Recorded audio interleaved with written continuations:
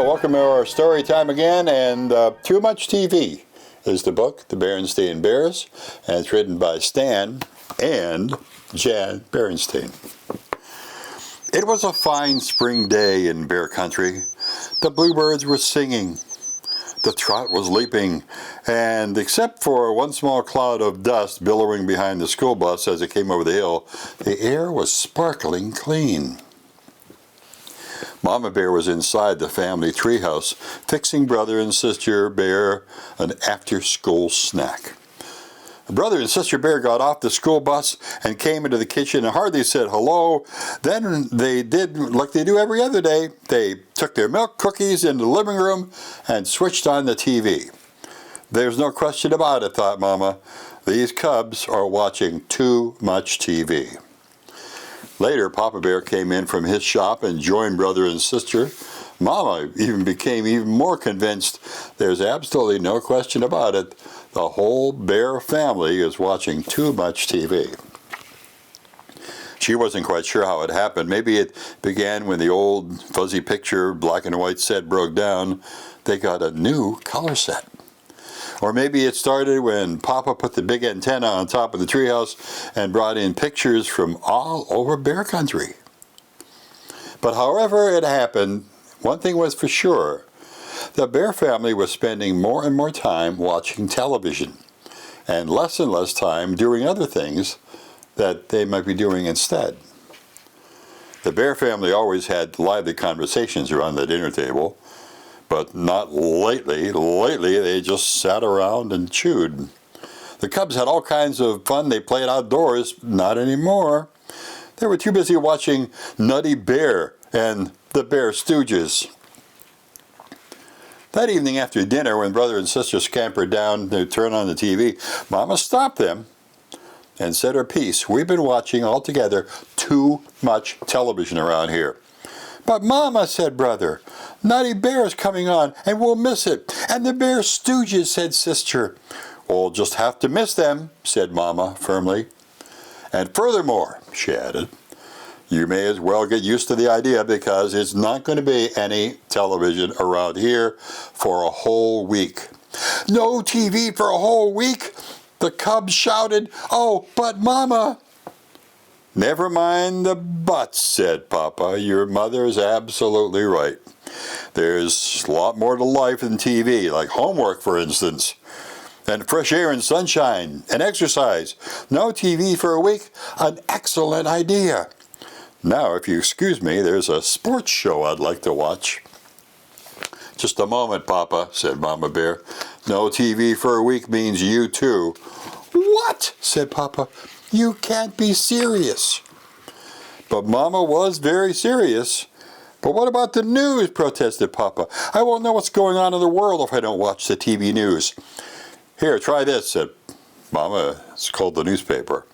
And your weather? Continued Papa. Well, how will we know what the weather's going to be? Well, try this, said Mama. It's called putting your hand out the window and see if it's raining. What are we supposed to do? Just sit around and talk? Asked Brother.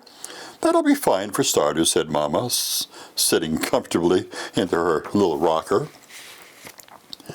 But it had been so long since Papa Bear and the family sat around and talked, they sort of forgotten how. It really didn't help matters because pretty soon Papa fell asleep and snored so loudly they wouldn't have heard each other anyway. After school the next day, the cubs looked longingly at the TV, but Mama shooed them out and told them to play. Brother's bike had a tire that needed pumping up, and Sister's trike needed a little oil. And all the while, it seemed strange not to be watching television. It was fun riding bikes and trikes again. Sort of. That evening, the cubs worked on their homework, but it wasn't easy with a blank TV sitting at them just staring. Then Sister noticed an ad in Papa's newspaper. It was an ad for a TV special. Oh, Mama, look, she said. A special.